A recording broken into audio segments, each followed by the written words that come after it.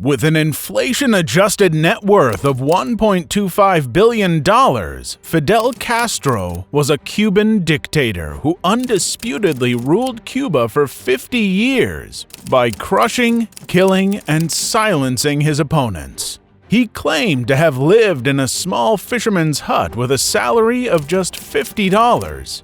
Today, in this video, we will uncover Fidel Castro's lavish life that only a few had known. His billion-dollar fortune includes luxury homes, yachts, and a mistress galore.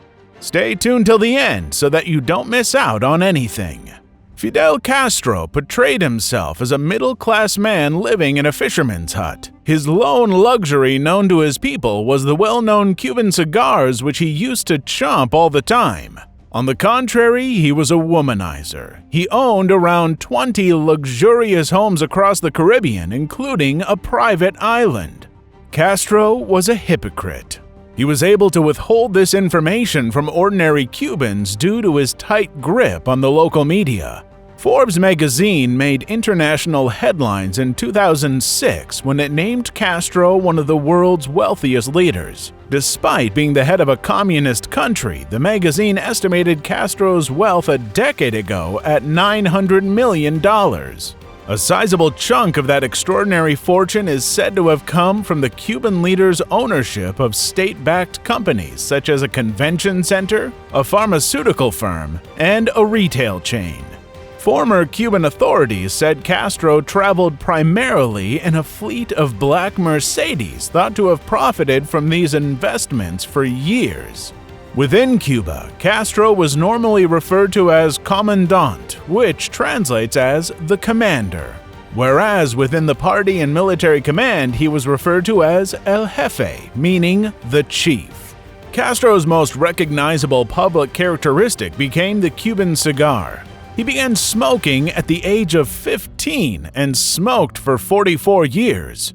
Castro smoked the then famous brands like Romeo y Julieta, Churchill, Bauza, and Partagas. Did you know that Fidel Castro owned a cigar factory? Castro found one of his bodyguards smoking a very scented cigar. He ordered his men to track down the cigar manufacturer. He then convinced the manufacturer and established the El Aguito factory. He branded the cigars as Cohiba.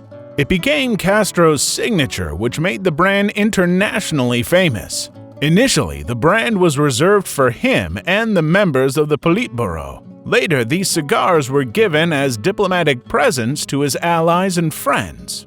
Castro's permanent residence was at Punto Cero, meaning Point Zero.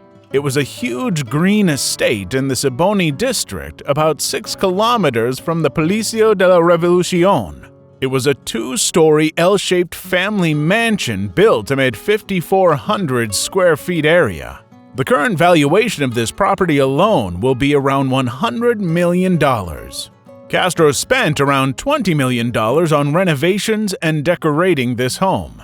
The mansion had a large 50-feet swimming pool and 6 farms that provided fruit and vegetables for Fidel and his military personnel. It also had a big lawn for free-range hens and cows. Castro built a separate 2-story structure for the bodyguards and his domestic staff. Designed in a traditional Caribbean manner, filled with wood furniture, lavish porcelain groceries, paintings, and art books. It was one of the best mansions in Cuba. Unit 160, which served as the headquarters for Fidel Castro's bodyguards, was located next to Punto Cero. The facility was more than 5 acres in size and encircled by high walls. A city within a city for his staff. This facility also had a massive armory, full of Kalashnikovs, Brownings, and Makarovs. Members of the unit also helped Fidel with his interest for bovine breeding, and a stable was established for some of Fidel's finest cows. In a book about Castro's secret life, his former security guard, Juan Reynaldo Sanchez, mentioned Castro's luxurious leisures. Sanchez added that spearfishing for Castro in the Crystal Lake waters off his private island was no less than Louis XV's famous imperial hunts in the forest of Versailles. Castro clothed in his dive gear and departed in a beautiful motorboat loaded with his favorite expensive liquor and grilled seafood. He would then go to waterways that had previously been scouted earlier in the morning to discover the best fishing spots. Moreover, he owned a private basketball court. He played at this place with his accomplices and has never lost a game there. At Punto Cerro, each member of his family had his or her own cow to meet their different tastes. Milk would come on the table with each bottle labeled with a number for each family member. Amazing, right? That's just the tip of the iceberg. Castro owned 5 more properties in Havana. Casa Cojimar was his first residence after taking over Cuba in 1959, used until the 1970s. He also owned Casa Carbonell. This property was used by Cuban intelligence for secret meetings with representatives of foreign organizations or intelligence personnel. Moreover, in Santa Maria del Mar, he owned a beach house. He also constructed 2 residences with air raid shelters with bunkers for use in times of war. Not only that, he also had 3 homes in western Cuba: Casa Americana, Rancho La Tranquilidad, and La Deseada.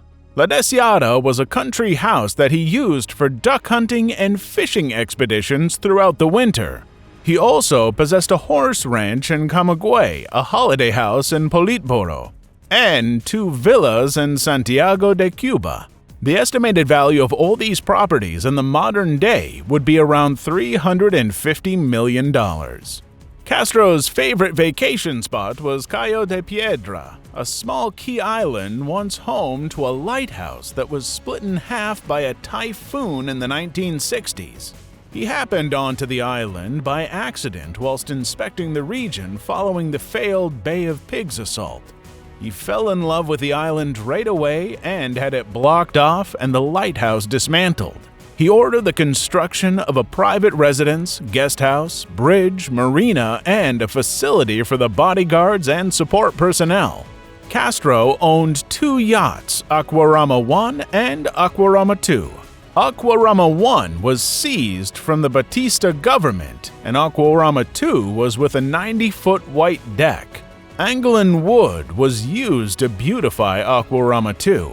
It had 2 double cabins, the main sitting area, 2 toilets, a bar, a secure room, secret meetings with Fidel's allies. Moreover, it had 4 Osa-class missile boat engines providing a speed of 42 knots per hour. 2 speedboats accompanied Aquarama 2, Pioneera 1 and Pioneera 2, armed with a vast stockpile of armaments and medical supplies. This was the lavish, king-like luxury of Fidel Castro. It doesn't stop here. Fidel was a car enthusiast. Until 1979, he used black ZIL limousines. He also had an armored convertible ZIL 111, which was gifted by Khrushchev. Other cars included ZIL 114 and ZIL 4104. His bodyguards followed him in multiple Alfa Romeos. This was the entourage of Fidel Castro. Most of his cars were specially designed and armored for safety. Saddam Hussein gifted Castro with his armored Mercedes-Benz 560 SEL during the Non-Aligned Movement Summit in Havana in late 1979. This car was Fidel's favorite. He used this the rest of his life. After enjoying the comfort of Mercedes, he sent 2 mechanics from his bodyguard squad to West Germany to buy 50 used Mercedes-Benz 500s for $1.5 million to replace the old Alfa Romeos which carried his entourage. Not only that, he spent around $2 million modifying these cars according to his needs with armaments. Castro's entourage included at least 14 guards and 4 advisors while he used a convoy inside Cuba. These people were dispersed over 4 vehicles, 3 Mercedes-Benzes and 1 Soviet Lada. Whenever he left Havana, a 5th Mercedes was added to carry Castro's doctor, nurse, and photographer. Fidel Castro amassed wealth by providing shelter for drug traffickers. A massive drug trafficking deal was taking place at the highest levels of the state. Just like a godfather, he oversaw all of these dirty businesses. Castro had a private hospital that housed 2 individuals who had to always stay there just because they had the same blood to be used in emergency. During his 5-decade reign, Castro also slept with a slew of women. He cheated on Mirta Diaz-Balart, his first wife. He had an affair with Revuelta, one of Havana's most attractive ladies. Castro also stayed on his second wife, seducing Celia Sanchez, who was his confidential assistant, advisor, and guard dog for 30 years. It doesn't end here. Castro also slept with his English and French interpreters, as well as a Cuban Airlines stewardess who accompanied him on international travels. Did you know that the CIA and Cuban Mafia tried to assassinate Fidel Castro 638 separate plots? In 1959, Castro's mistress, Martina Lorenz, spent 9 months with him at the Havana Hilton. Later, in 1960, she was used by the CIA to kill Fidel Castro, but she was unsuccessful. Other plots used to assassinate included planting a bomb inside a seashell, infecting his driving outfit with a fungus, and delivering him an exploding cigar while he was at a UN meeting in New York. Luckily, Fidel Castro survived all. Surprising, isn't it? This is how he frittered away his money and lived an unbelievably extravagant life while Cubans suffered for food and necessities. Fidel Castro, the guy who preached against capitalism throughout his life, but himself lived like a king. Hope you enjoyed the video. Share it with your friends who would love to know about Fidel Castro's secret life and his lavish spendings. Subscribe to our channel and click the notification button so that you don't miss out on such interesting topics.